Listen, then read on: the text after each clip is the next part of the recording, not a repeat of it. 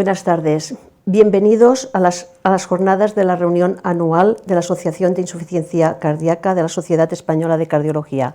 Soy Luisa García, enfermera del Hospital Josep Trueta de Girona y representante del grupo de trabajo de la Asociación Española de Enfermería en Cardiología de Insuficiencia Cardíaca.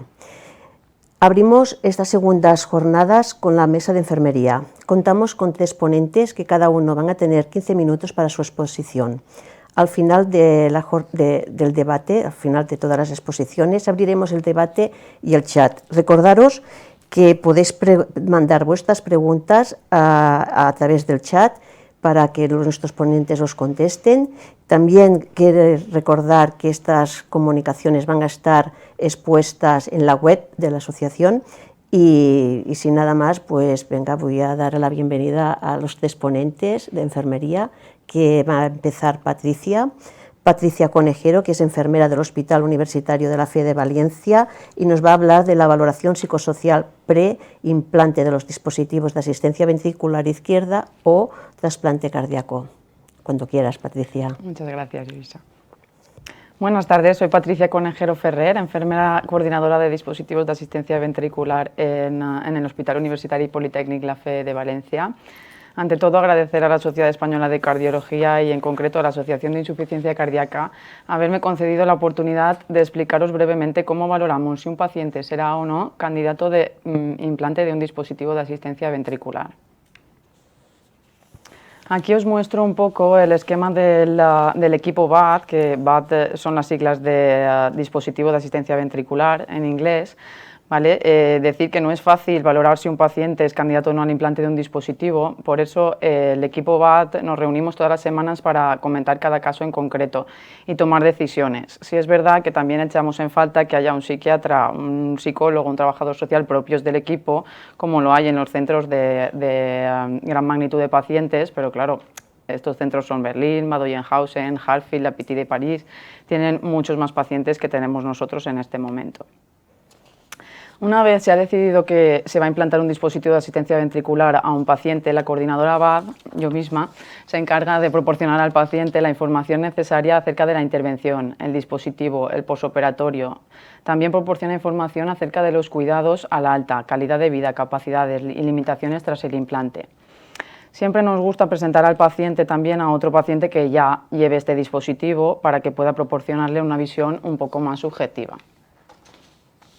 En este periodo preoperatorio también pasamos siempre al paciente una serie de escalas y cuestionarios que luego vamos reevaluando también a lo largo de todo el tiempo que el paciente permanece en esta terapia. Algunas de estas escalas son el grado de dependencia para las actividades básicas de la vida diaria de Bartel, el grado de dependencia para las actividades instrumentales de la vida diaria del Autoni-Brody, la escala europea de autocuidado en insuficiencia cardíaca y el deterioro cognitivo de Pfeiffer. Hoy quiero contaros una de las herramientas que utilizamos para realizar la valoración psicosocial, el SIPAT, que es la valoración psicosocial integrada de Stanford. Está más encarada al proceso de trasplante, pero en los pacientes con dispositivo de asistencia ventricular también nos sirve para predecir adherencia al tratamiento y posibilidad de manejo de este dispositivo en el futuro. En definitiva, es una herramienta cuantitativa que nos sirve para evaluar el bienestar social del paciente, psicosocial, perdón. Los pacientes son evaluados por el equipo VAD y también por la trabajadora social de nuestro hospital y si detectamos un paciente de alto riesgo se puede referir a otra especialidad para una valoración un poco más completa. Ahora os voy a comentar un poquito todos los puntos del SIPAT, de la valoración que os estaba comentando, ¿vale? Todos los puntos que vamos a revisar tienen una puntuación en concreto. Por ejemplo, el punto número 1, conocimiento, entendimiento del proceso de enfermedad.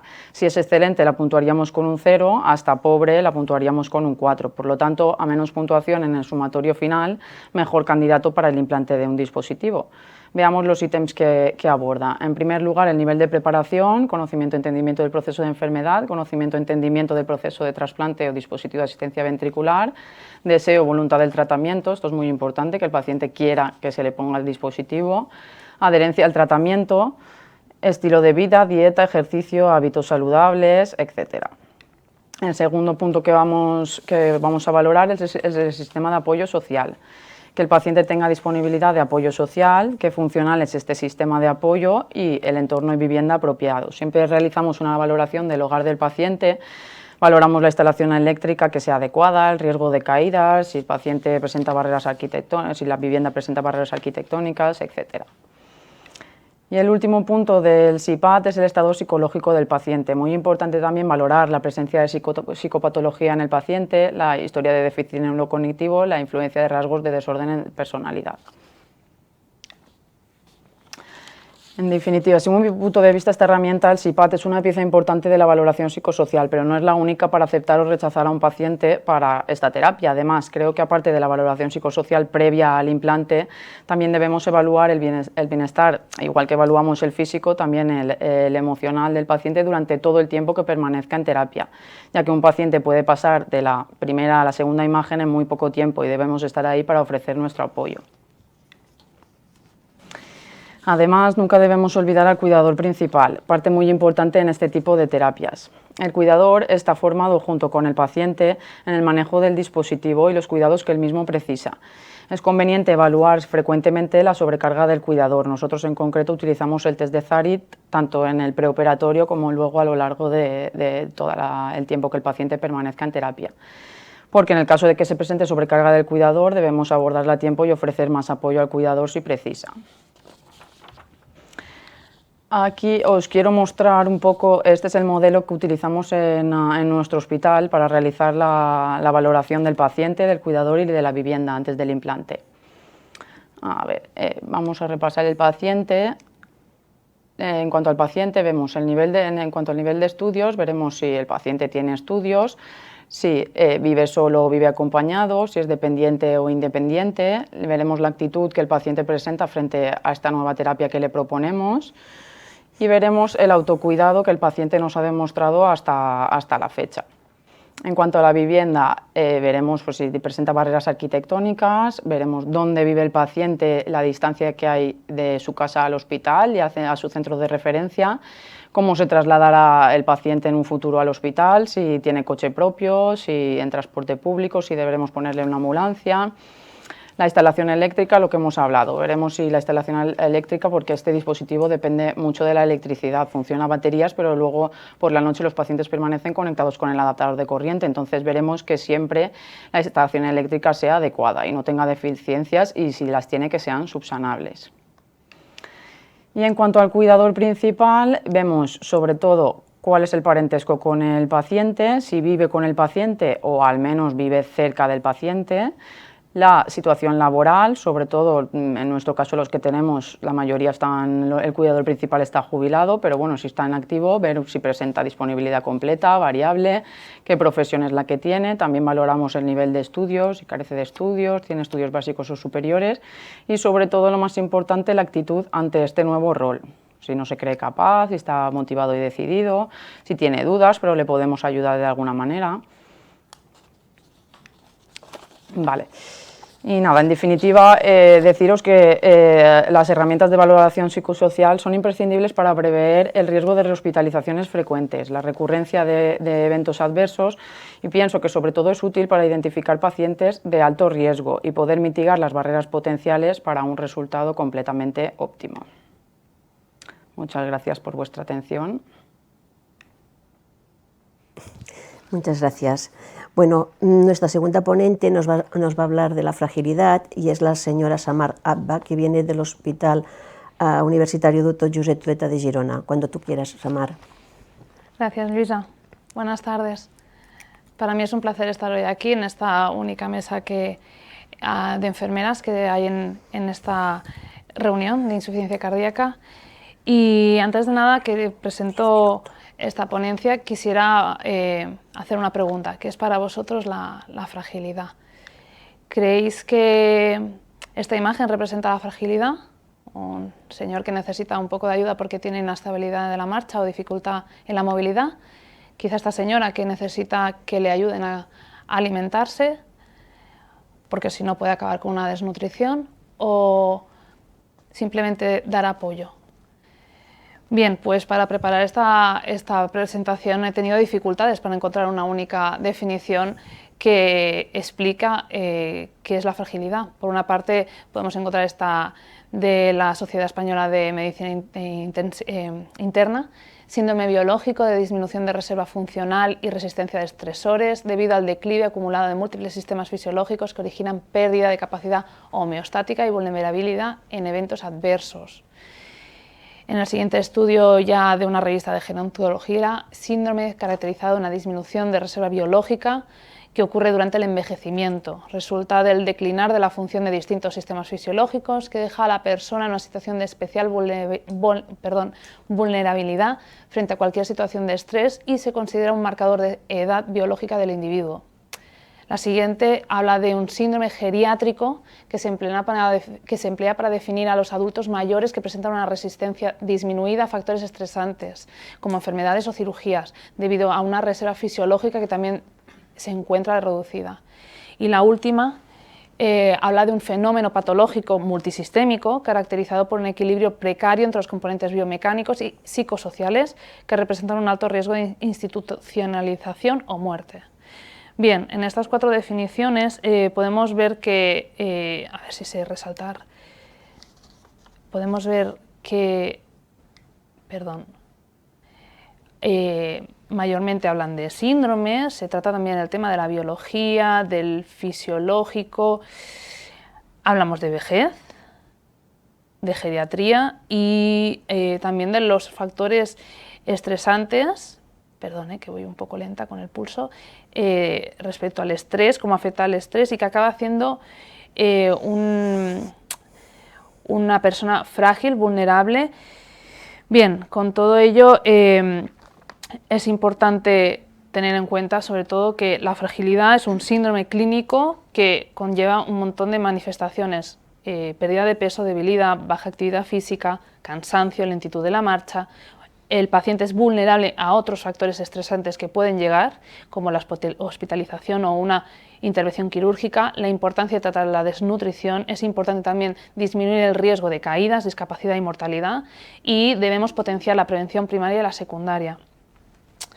Todo ello puede también conllevar a la confusión respecto a otro tipo de conceptos como son la comorbilidad, que se refiere a cualquier entidad, enfermedad o condición de salud adicional que ha existido o puede ocurrir durante el curso clínico de un paciente con la enfermedad guía.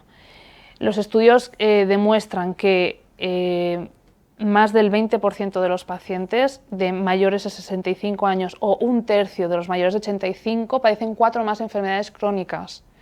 Esto es significa que tienen varias comorbilidades y esto les afecta a enfermedades concurrentes, modifica la eficacia de los tratamientos que les está dando, aumenta el riesgo de iatrogenia y de muerte, también el riesgo de hospitalización y de que la estancia sea más prolongada, empeora su calidad de vida y también aumenta el riesgo de discapacidad y dependencia. Otro concepto muy importante que no se puede confundir con la fragilidad es la discapacidad y la dependencia.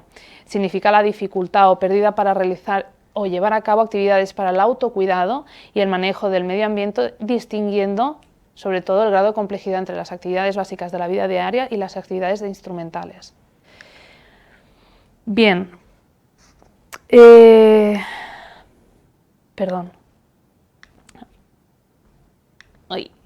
Perdón, que se me ha ido. Ay, no sé si estoy tirando para atrás, creo que no. A ver. Respecto a la comorbilidad, también quería añadir que.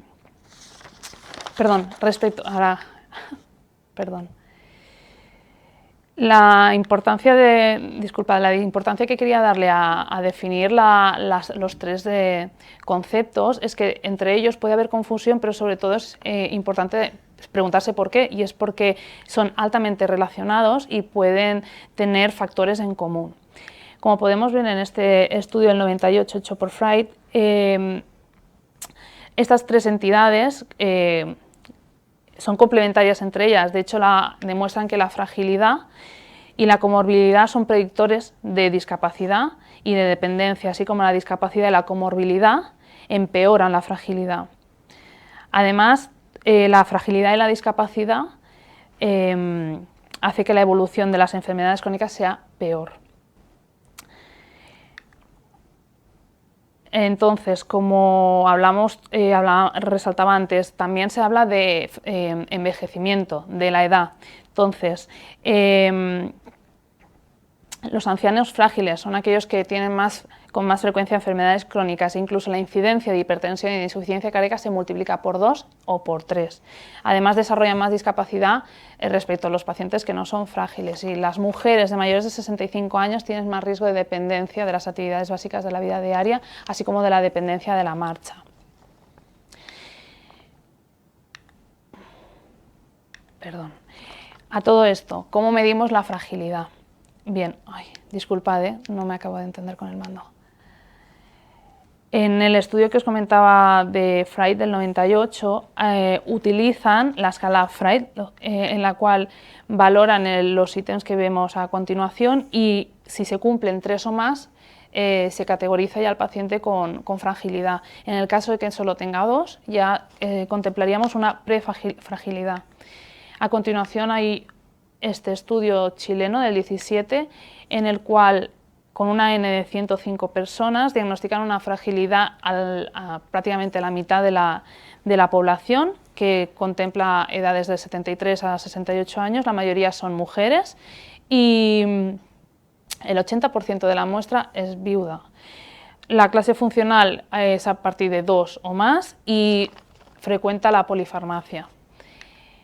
Un poco es para definir el perfil de fragilidad. A continuación, este estudio es de los compañeros de aquí del Hospital Germán Trias i Pujol de Badalona, y sobre todo lo que evalúan es la calidad de vida en pacientes con IC y con fracción de eyección moderadamente reducida. Miden la fragilidad con la escala Bartel, la WARS de relación social, la Pfeiffer de deterioro cognitivo y la de depresión geriátrica. La N es un poquito más grande, de 185 personas, la mayoría de hombres de 65 en este caso, y la calidad de vida disminuye cuando el paciente es frágil. En este estudio, que un poquito más reciente todavía, inglés del 19, habla de la prevalencia de la fragilidad en pacientes con insuficiencia cardíaca. Utilizan 3 escalas. Utilizan los criterios Fried, la Frailty Index, que contempla Mini-Mental, Bartel y Aston Brody, y también utilizan la Edmond Frailty Scale. Esta N es mucho mayor, casi 500 pacientes, y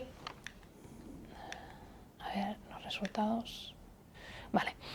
La fragilidad estaba entre el 30 y el 50% de la muestra, frecuentaba el perfil de paciente con un IMC bajo, con la arritmia de fibrilación auricular, la clase funcional que había aumentado sobre todo en los últimos meses, la edad era avanzada, los valores de NT-proBNP también habían aumentado en los últimos meses, y las comorbilidades añadidas pasaban de dependencia, depresión, incontinencia y aumento de riesgo de caídas. En este estudio lo que recomiendan es la segunda escala que utilizaron, la Frailty Index, por facilidad y sobre todo rapidez en hacerla. Bien, después de haber visto las definiciones que podemos encontrar de fragilidad, la diferencia entre comorbilidad, dependencia y fragilidad, y ahora los estudios que recomiendan esta escala, tenemos aquí las nuevas guías de la Sociedad Europea, y hablan de la fragilidad como un estado dinámico, en la cual la edad no es un factor, sino que es independiente la edad del paciente, y que afecta directamente a la vulnerabilidad frente a factores estresantes, que también es una característica común en el resto de definiciones. Insisten en que es importante evaluar la existencia de fragilidad en pacientes con insuficiencia cardíaca, y además recalcan que esta fragilidad influye en la adherencia y en la eficacia de los tratamientos que le podamos facilitar. Aportan... Ay, perdón, me falta... Bien, aquí. Me aportan esta nueva escala para poder valorar la fragilidad con estos 4 dominios: la clínica, el cognitivo y psico, físico y social. Y esto básicamente lo que hace es reforzar que nuestra terapia o nuestras curas van a ir basadas sobre todo en múltiples factores, como es la rehabilitación, los suplementos nutricionales, las curas, que sobre todo deben ser personalizadas. Bien, pues en conclusión ya para acabar, la fragilidad es más prevalente en pacientes con insuficiencia cardíaca, en la población en general, incluso el 45% de los pacientes sufre fragilidad. Es importante que identifiquemos si nuestro paciente está sufriendo fragilidad de forma precoz para establecer estrategias que puedan frenar esta progresión y personalizar su tratamiento. Además, debemos incluir en nuestras valoraciones una herramienta cómoda y eficaz para poder evaluarla, y la supervisión y su seguimiento estrecho de la fragilidad mejora la adherencia y el pronóstico funcional de nuestros pacientes, además de reducir la aparición de factores estresantes como la hospitalización o el declive de la calidad de vida. Muchísimas gracias. Muchas gracias, Samar. Bien, vamos por la tercera ponente. Comentaros que vamos muy bien de tiempo también. Sí, ¿vale? sí, gracias. Nuestra tercera ponente es la compañera Teresa, que viene del Hospital Universitario Puerta de Hierro de Majadahonda, Madrid, ¿vale? Y nos va a hablar de la comorbilidad de la cardiopatía isquémica. Cuando tú quieras. Vale, gracias. Teresa. Muchas gracias, Luisa, por tu presentación y por haberme invitado a participar en esta reunión. Lo primero, a ver si sé manejar esto. Bueno, aquí os pongo un poco el índice de lo que os voy a hablar esta tarde, pero quiero deciros que especialmente he puesto más énfasis y donde más me voy a extender es en el control de los factores de riesgo, que es donde las enfermeras tenemos un papel bastante importante. Bueno, primero, pues decir, todos más o menos sabemos lo que es la cardiopatía isquémica. Es una enfermedad que está ocasionada por la arteriosclerosis de las arterias coronarias, que es un proceso lento de formación de colágeno y acumulación de lípidos y linfocitos, que lo que hacen es que van a provocar estenosis en las arterias coronarias. Las manifestaciones clínicas pues van a depender del grado de obstrucción de las arterias y pueden ir desde ser clínicamente silente, asintomático, hasta el infarto agudo de miocardio e incluso la muerte súbita. Dentro de las comorbilidades, la cardiopatía isquémica estaría incluida en las comorbilidades cardiovascular. Y aquí, para que veáis un poco en estos dos gráficos que os pongo, veis que la cardiopatía isquémica estaría, en cuanto a prevalencia, la segunda por detrás de la hipertensión. ¿Esto por qué se produce? Pues cuando hay una lesión, es un poco decir que cuando hay una lesión en el miocardio, pues lo que hace es que se ponen en marcha una serie de factores de compensación, son mecanismos neurohormonales, que al principio mejoran la enfermedad, pero que a la larga van a ser deleterios y van a producir lo que llamamos el remodelado del ventrículo izquierdo. Esto produce la disminución de la capacidad de bombeo del corazón y además este remodelado va a liderar la progresión en la enfermedad de insuficiencia cardíaca. Que como veis, por los estadios, los pacientes con cardiopatía isquémica, la mayoría van a ser pacientes asintomáticos o con muy pocos síntomas. Entonces es muy importante detectarlo, diagnosticarlo a tiempo y poner el tratamiento para evitar llegar a desarrollar una insuficiencia cardíaca asintomática. Bueno, pues para esto, ¿cómo evitar la progresión? Pues aquí tenemos un papel importante, vamos a identificar a tiempo los factores de riesgo, incluso antes de que haya un problema cardíaco, controlar síntomas, prevenir hospitalizaciones y vamos a mejorar la calidad de vida de los pacientes. Esto lo vamos a hacer fundamentalmente ya desde la hospitalización del paciente. Cuando un paciente tiene un proceso de un infarto, hay que empezar ya en la hospitalización y generar pues todo un proceso de continuidad asistencial, haciendo una actuación conjunta, pues tanto con las unidades de rehabilitación cardíaca, unidades de insuficiencia cardíaca y con atención primaria. ¿Y cómo lo vamos a hacer? Pues tenemos que detectar lo que hemos hablado, detectar factores de riesgo, sobre todo vamos a actuar sobre los factores de riesgo modificables, el tabaco, hipertensión, dilipemia, diabetes, bueno, sin olvidarnos también, que además de detectar los factores de riesgo, es muy importante también el tratamiento médico, ¿no? O sea, no debemos olvidarnos de ellos, pero como enfermeras, pues se enfoca un poquito más hacia aquí, ¿vale? Entonces haremos intervenciones educativas y hacemos un seguimiento continuo del paciente para ver que mantienen los logros que hayamos conseguido. Bueno, esto es para que veáis la importancia de controlar, que tiene el controlar los factores de riesgo. Esto es un trabajo del 2020 que se hizo sobre el corte del estudio Predimed, donde se ve que a medida que se consiguen los objetivos de las métricas de salud cardiovascular, disminuye el riesgo de padecer una enfermedad cardiovascular, como curiosidad. Y bueno, ¿cómo vamos a hacer aquí el papel de enfermería? Vamos a hacer cambios en el estilo de vida. Las guías recomiendan que se utilicen estrategias cognitivo-conductuales y que todo esto se haga mediante un equipo multidisciplinar. Con esto lo que vamos a conseguir es actuar sobre todos los factores de riesgo más importantes y vamos a conseguir los objetivos terapéuticos que nos marcan las guías.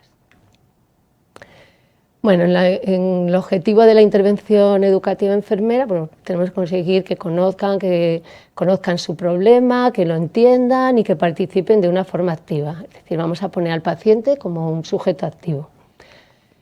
Esto lo vemos muy bien en el modelo asistencial de las 5 A's, que a mí me gusta mucho, es el averiguar, es decir, qué conocimientos tiene el paciente, vamos a aconsejar, acordar objetivos con él. Y una parte muy importante con los pacientes de cardiopatía isquémica es que son pacientes que, como la mayoría van a ser asintomáticos, no se encuentran mal y ellos, entre comillas, pues no les pasa nada, entonces nos va a ser difícil, es una barrera importante, ¿no?, a la hora de convencer y conseguir que realicen cambios en los hábitos de vida. Y después haremos, para arreglar esto, pues hacemos un plan asistencial con unos planes de cuidados, haciendo una educación estructurada, bien individual o grupal, y con un plan terapéutico que iremos revisando y iremos haciendo el seguimiento en cuanto a adherencia y cumplimiento de las recomendaciones. A ver, ¿por qué no me sale? Ahora, bueno, nos podemos ayudar de material educativo, que todos sabemos tiene que ser esencial, y sobre todo ahora pues recomendar páginas seguras de internet donde los pacientes puedan consultar, ¿vale? Bueno, una de las cosas que tenemos que hacer más énfasis es en la nutrición, pues ya que los hábitos alimenticios tienen mucho que ver en cuanto a factores como la dislipemia, la diabetes, la hipertensión, la obesidad. La mayoría de las cosas que encontramos y de los registros recomiendan, y de las guías, recomiendan la dieta mediterránea. Este es el estudio Predimed, que es del 2013, evidencia que una dieta mediterránea enriquecida con aceite de oliva virgen extra y frutos secos reduce significativamente los accidentes cardiovasculares frente a una dieta baja en grasas.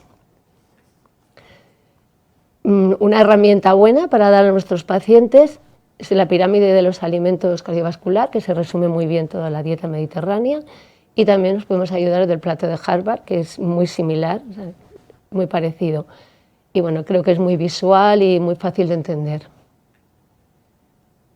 Pues siguiendo un poco también en estudios más recientes, cosas más recientes, este es del 2019, que también pues viene a decir lo mismo, recomienda que la dieta tiene que estar basada en un consumo alto de verduras, frutas, legumbres, frutos secos, y limitar las carnes rojas, carnes procesadas, los carbohidratos y las bebidas azucaradas. En otros estudios, se ve, aquí rompe un poco esquemas de recomendaciones que hemos dado siempre en nuestras consultas, ¿no? Porque aquí, bueno, aparte de que sí te dice las carnes rojas, las procesadas con mayor riesgo cardiovascular, que recomiendan más carnes blancas, pescado, que no están asociados al incremento de riesgo cardiovascular, y se ve que el queso y el yogur que pueden presentar incluso efectos protectores. Tenemos que actualizarnos un poco en lo que hay, ¿no? Porque siempre el huevo está relacionado con riesgo cardiovascular. Bueno, pues ahora se ha visto que esto no es así y que incluso han demostrado que puede tener un efecto protector. Y luego, bueno, lo que sí en los estudios nos ven claro es que las bebidas azucaradas tienen un importante riesgo cardiovascular que no debemos de recomendar. Bueno, en cuanto a la obesidad, los pacientes obesos tienen más riesgo de padecer diabetes, dislipemia e hipertensión. Esto sobre todo, vamos rápido, es aconsejar aconsejar este trabajo, bueno, es una publicación reciente que de la Sociedad de Endocrinología, Española de Endocrinología, que habla del abordaje clínico integral de la obesidad en la edad adulta. Y bueno, simplemente ponerlo para recomendar, porque lo vi, es bastante interesante, ¿vale? Nos puede ayudar mucho en las recomendaciones. Y como todos veis, que siguen recomendando la dieta mediterránea. En cuanto al consumo de sal, sobre todo lo vamos a tener en cuenta en pacientes hipertensos. En las guías de hipertensión pues dicen que un consumo excesivo de sal está asociado con un aumento de la prevalencia de la hipertensión arterial. En varios estudios pues, se ha visto que al reducir el consumo de sal se ha bajado también las cifras de tensión arterial, tanto sistólica como diastólica. Pero bueno, tenemos que ver que sí que hay que controlar la sal, pero que no vamos a meter a todos los pacientes en el mismo saco, no por tener una enfermedad cardíaca, pues todos van a dejar la sal. Tenemos que ver que, bueno, en la población normal vamos a recomendar, antes de que haya un problema, que no se consuma más de 5 gramos de sal al día, que es lo que recomienda la OMS. Ya en pacientes con una cardiopatía estructurada, pues entre 3 y 5 gramos al día, y en pacientes muy avanzados, pues bajaremos la recomendación, incluso retirarla. Bueno, estos son un poco mensajes claves de lo que os he dicho hasta ahora. Pues, la dieta más adecuada a la mediterránea, que el riesgo empeora con la ingesta hipercalórica. Bueno, pues un poco que lo veáis, no va a soltar qué es. Y pasamos a la actividad física, que está también muy relacionada con la dieta, tienen que ir las dos muy de la mano. Entonces, la realización de ejercicio físico disminuye la mortalidad de origen cardiovascular. Además, también mejora las cifras de tensión arterial, mejora el LDL, la diabetes y el índice de masa corporal. Entonces, las guías de prevención de enfermedad cardiovascular lo que recomiendan es que en adultos sanos, de cualquier edad, que se realice al menos de 150 minutos a la semana una actividad física aeróbica de intensidad moderada o 75 con una actividad intensa. Pero esto es el paciente sano. Cuando un paciente ya ha tenido una cardiopatía isquémica, también hay que evaluar la capacidad que tiene el paciente para realizar esta actividad. Esto lo van a hacer sobre todo mandando a los pacientes a las unidades de rehabilitación cardíaca, donde les hacen una evaluación, siempre se les hace una ergometría previa, luego informar sobre los tipos apropiados de actividad, y vamos a establecer siempre objetivos reales para lograr mantener estos beneficios. Y como siempre, pues no hay dos pacientes iguales, vamos a individualizar, ¿vale? Bueno, en cuanto al tabaco, el tabaco todos sabemos que es un factor de riesgo cardiovascular más importante, además que asociado junto con otros factores pues va a empeorar la enfermedad cardíaca. Pero también se ha visto que además de que en la cardiopatía isquémica, el dejar de fumar reduce hasta un 36% la mortalidad, más que el tratamiento médico. Por esto es importante identificar a los pacientes y proporcionarles un asesoramiento repetido y hacerles un seguimiento. Vamos a hacer una secuencia, lo vamos a hacer pues primero con la motivación. Utilizaremos estrategias de entrevista motivacional, lo que tengamos a mano. Ver qué dependencia tiene el paciente, cuál es su adicción. Si podemos hacer el abordaje no farmacológico y lo conseguimos, fenomenal, pero si no, pues recomendar fármacos y bueno, hacerle un seguimiento, sobre todo después de la abstinencia, hacer un seguimiento para ver si hay una recaída, y si hay una recaída, pues no tirar la toalla, simplemente volver a empezar y ya está. Y el mejor momento para motivar a los pacientes, cuando más motivados están, es durante el ingreso, después de un proceso, después de un infarto. El paciente generalmente está más motivado para realizar este tipo de cambios. Cuando el paciente está bien, está sano, pues ni siquiera se lo plantean. Y luego ya en el paciente crónico, pues un poco digamos que pierden miedo y que les da ya un poco igual, ¿no? El mejor momento va a ser en el ingreso. Y bueno, el entorno ideal puede ser la unidad de rehabilitación cardíaca para hacer un abordaje multidisciplinar a los pacientes fumadores.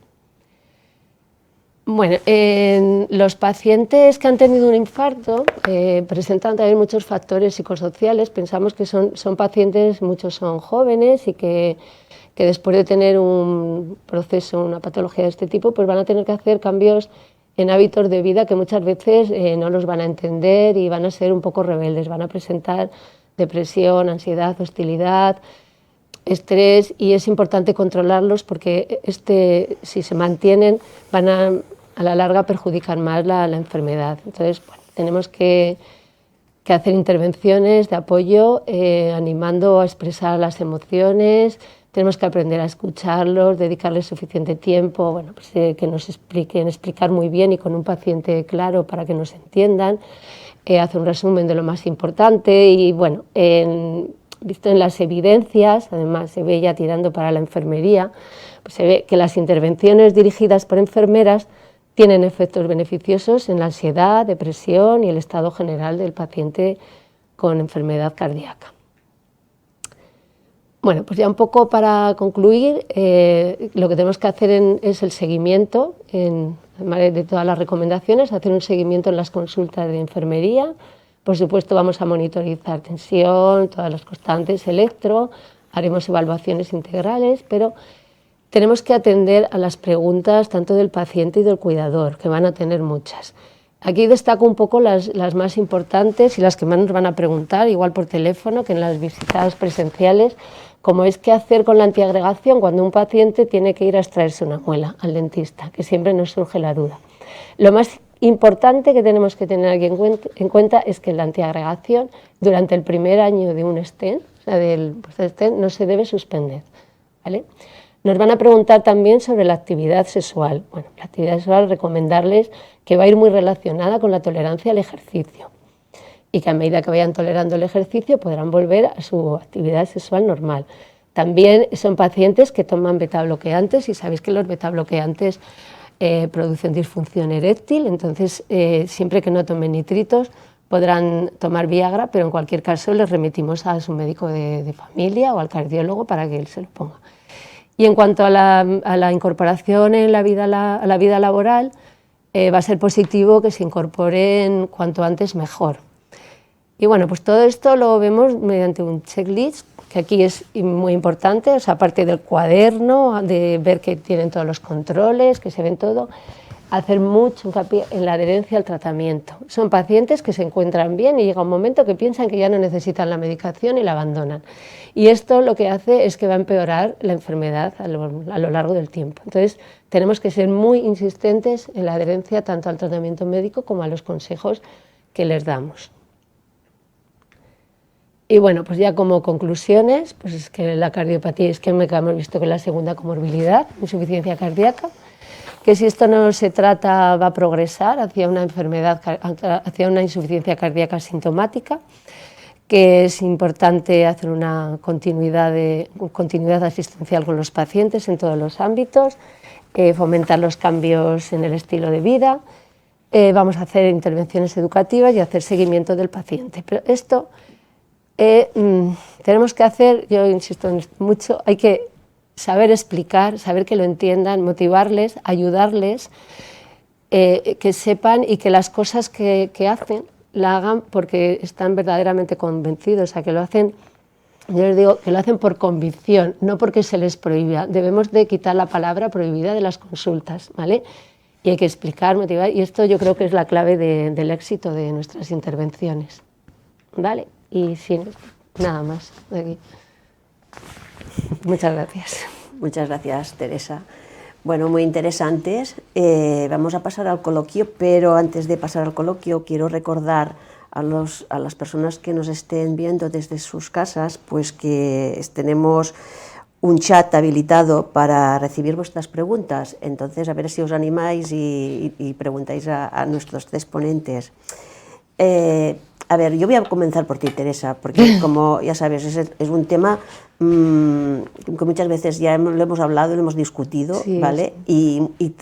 Y a veces tan difícil de llegar a este paciente que esté concienciado para hacer un cambio de hábitos, pero con aquello que decimos, vea, no nos lo queríamos y lo ha conseguido, ¿sabes? ¿Cómo, desde la visión de enfermera en la consulta, cómo tú haces para que aquel paciente con mucha comorbilidad que lo estamos tratando con una cardiopatía isquémica que está teniendo síntomas de insuficiencia cardíaca, además es diabético, tiene una insuficiencia renal crónica. ¿Cómo le haces para que entienda muy bien qué dieta tiene que seguir y por dónde vas a priorizar? Porque esto es una de las cosas que yo encuentro más difíciles. Entonces, desde el primer momento en la consulta que les planteas todos estos factores de riesgo que nos has hablado, ¿por dónde empiezas? A ver, yo creo que tienen que entender que es hay que hacerles entender muy bien que es una enfermedad crónica, que cuando ya hay un proceso no hay marcha atrás, ¿no? Que es crónico. Y yo utilizo mucho lo de los estadios de la insuficiencia cardíaca, ¿no? De cómo se va progresando y no es como meterles miedo, no sé cómo decirte, pero que lo entiendan, ¿no? Que va un poco por ahí, por ver la progresión y de lo importante que es que realicen esos cambios, ¿no? Que si no, pues van a ir a más, pero que si no, pues que se pueden quedar ahí estables y que lo que queremos conseguir es que sobre todo que tengan calidad de vida y que tengan cuantos menos síntomas mejor. Entonces, bueno, pues tendrán que controlar su diabetes haciendo bien el tratamiento con antidiabéticos, con insulina, bueno, demás, pero muy, muy importante el hacer la dieta sin sal, la dieta, te digo, viendo un poco también las características de cada paciente, lo que yo decía, que es algo importante, individualizarlos y ver y conseguir que dejen la sal, que dejen el azúcar. No es tarea fácil, no es tarea fácil, pero bueno, insistiendo mucho y haciéndoles ver que esto puede ir a más, ¿no? Que va a empeorar. Yo sobre todo insisto en eso, en la progresión, lo que más les verlo. Teresa, y cuando a este paciente ya lo tienes educado y que conoce muy bien, concienciado de su enfermedad, y te llega y te dice, me han dicho que puedo comer todo esto, pero no se lo ha dicho la vecina, se lo ha dicho un profesional, ¿sabes? Que se lo ha dicho un profesional. Sí. Sí, puede pasar. Pasa. Sí. Entonces, ¿cómo volvemos otra vez nosotros a retomar todo, ¿no? el tema? Es complicado, pero bueno. Es complicado, pero pues no sé, un poco como insistirle, no sé ahora mismo cómo te lo diría, pero recordando todo esto un poco, ¿no? De cuál es su enfermedad, lo que le ha pasado, ¿no? Lo que le puede pasar, cómo se le puede volver a obstruir una arteria, cómo volver a explicar esto, ¿no? Explicar desde el principio. Y empezar otra vez, o sea, vuelves a empezar e intenta entenderlo y decir, mira, yo y el cardiólogo que está al lado te estamos recomendando esto y bueno, pues que confíe en nosotros, que a ver en quién confía más, si en el médico que le ha quitado todo lo que nosotros le hemos dicho o en nosotros, ¿no? Que vuelva a confiar en nosotros, tenemos que volverle a dar confianza. Yo creo que es importante darles confianza y bueno, yo creo que no sé, todas estamos en las unidades de insuficiencia cardíaca y confían mucho en nosotros. En lo que les digamos, vamos. Esto es verdad. Sí. Bueno, Patricia, una de las cosas que yo siempre he pensado que los pacientes cuando tienen un peor apoyo tienen un mayor riesgo de falta de adherencia. Esto está muy estudiado, ¿no? Y supongo que en el tema de trasplante y implantación de dispositivos, supongo que también esto es patente, ¿no? Entonces, imagínate tú el soporte social que viene muy determinado por la red social que tiene o el entorno familiar que tiene. En casos que, por ejemplo, un familiar tenga una problemática de salud mental, ¿cómo puede deteriorar su capacidad para que estos familiares puedan ayudar a este paciente a cuidarlos, ¿no? Entonces, ¿qué hacéis en estos casos? ¿Qué proponéis? ¿Cómo diseñáis el plan para hacer el seguimiento o para que este paciente sea un buen candidato para llevar estos dispositivos o el trasplante? A ver, es una pregunta difícil también, pero os cuento mi opinión. Mi opinión es que el paciente, cuanto más apoyo tenga, mejor. Es decir, que no solo Está claro que tiene que tener un cuidador principal, que queremos que ese cuidador principal venga a la consulta siempre con él, para que todas las cosas que le expliquemos, todas las cosas que formemos sobre el dispositivo, el cuidador principal lo sepa también, pero si puede ser todo el resto de la familia, si tienen hijos, si tienen, estoy hablando por ejemplo, si el cuidador principal fuera la mujer, pues también que todos los hijos, por ejemplo, sepan del tema, porque imagínate, la cuidadora principal puede estar en un momento hospitalizada o puede estar, lo que tú dices, puede tener a lo mejor una patología que no es suficiente, creo yo, como para descartar al paciente directamente y no ponerle este dispositivo. Lo que sí que hay que buscar, pues en su red, pues eso, familiar, social, en definitiva, buscar otros apoyos para el paciente. Incluso tenemos pacientes pues, que a lo mejor la cura se la hace la hija, luego el INR y la tensión se lo hace la mujer, pero que nos gusta que cuanta más gente de la familia sepa del tema, mejor, porque pues eso, al final el cuidador principal se puede haber ido a comprar y en ese momento tener un fallo del dispositivo y tener que cambiar el controlador al controlador de repuesto. El paciente lo puede hacer porque no está consciente, pero claro, siempre se puede marear, puede bajar el gasto cardíaco, entonces tiene que estar siempre alguien ahí para apoyarlo. Por eso nos gusta que por lo menos la gente que vive con él, hijos, demás gente que vive con él, siempre sepan sobre el tema, pero es difícil, es difícil evaluarlo también. Al cuidador principal lo evaluamos también en el preimplante. Sí, ya lo he visto. Y es que yo estos temas, ya te digo, un poco de desconocimiento también, pero en el caso, por ejemplo, que un paciente sea, que no tenga nadie, ¿esto pasa? ¿Esto ha pasado? ¿Os pasa en el caso? Que no esté casado, que no tenga hijos, sí, pero siempre hay, pues toda persona siempre tiene un amigo, un vecino, una persona. Tenemos un paciente actualmente que, por ejemplo, las curas se las hace su vecina, que era enfermera en su país, pues no sé, Genial. es una... Claro, tienes, a lo mejor no tienes familiares, Sí. no tienes, pero siempre tienes en tu red social pues algún amigo, algún vecino con que tengas un poco más de confianza y esa persona es la que encaramos un poquito más, que nos pueda ayudar y apoyar al paciente en todos estos casos. Muy bien, muy interesante. Bueno, Samar, mira, el tema de la fragilidad, tú ya sabes que esto hemos discutido bastante también, porque me gusta mucho, pero a veces la fragilidad la veo como que se valora, pero no entendemos como el concepto que es, que le damos fragilidad, ¿me entiendes qué decir? Bueno, sabemos que es un concepto dinámico, que es multifactorial, etcétera, pero posiblemente en nuestras consultas no le estamos aplicando el índice de fragilidad geriátrico a nuestros pacientes actualmente. En algunos casos, cuando estamos valorando TAVI y cosas de esas, pues sí, pero en la consulta de enfermería Tienes razón. no se utiliza como así.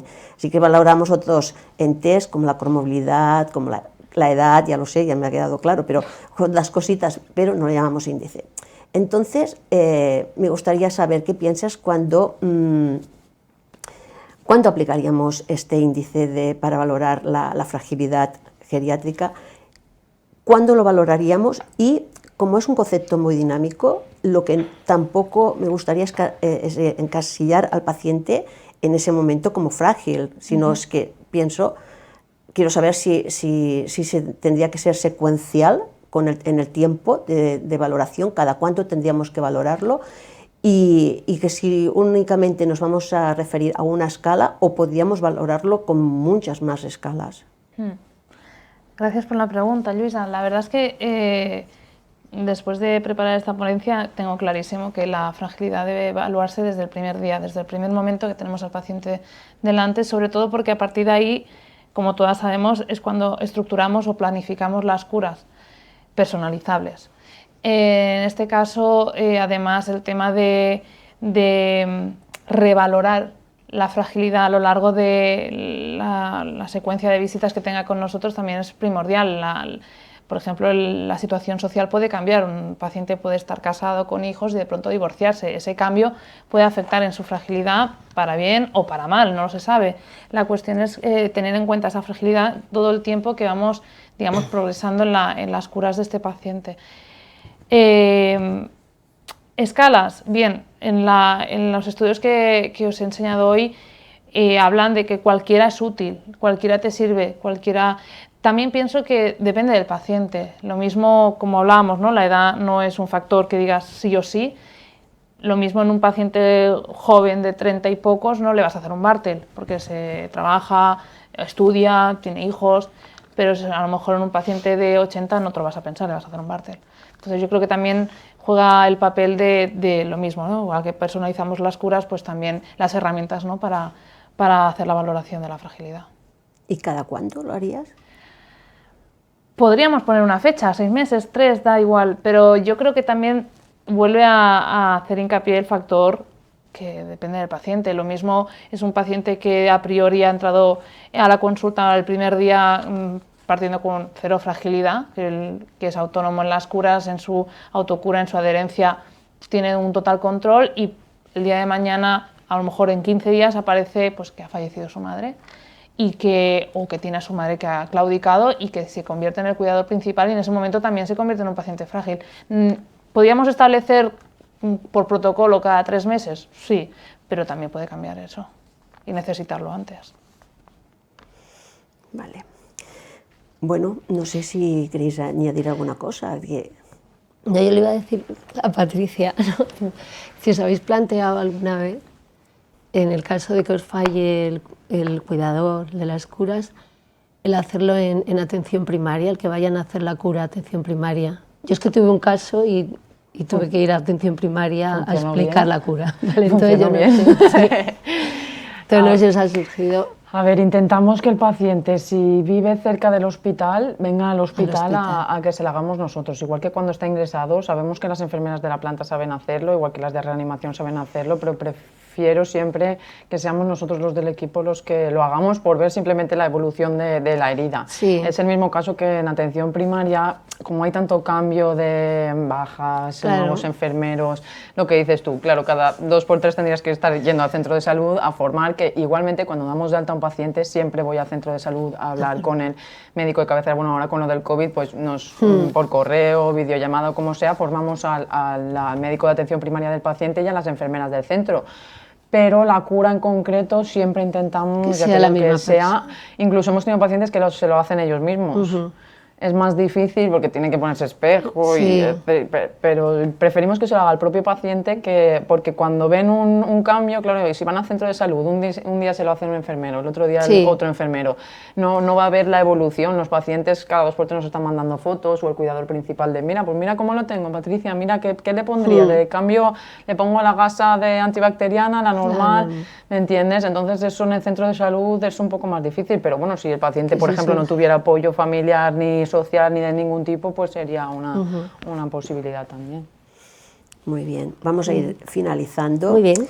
Yo, antes de finalizar, pues me gustaría agradecer a la Asociación de Insuficiencia Cardíaca de la Sociedad Española de Cardiología, pues haber la oportunidad de que las enfermeras estemos presentes en las jornadas de insuficiencia cardíaca. También quiero agradecer a la Sociedad Española de Enfermeras Cardiológicas, ¿vale? También quiero agradecer a la audiencia y a todos los patrocinadores, y recordaros otra vez que no ha entrado ninguna pregunta en el chat, pero que no hay ningún problema, porque esta mesa va a estar colgada pues, en vídeo, para que todas aquellas personas que la quieran visualizar pues, puedan visualizarlos. Y nada más, pues recordaros que estas sesiones están acreditadas por los créditos de CASEC y también pendiente de confirmar por el Sistema Nacional de Salud. Nada más, muchas gracias por vuestra atención. Gracias.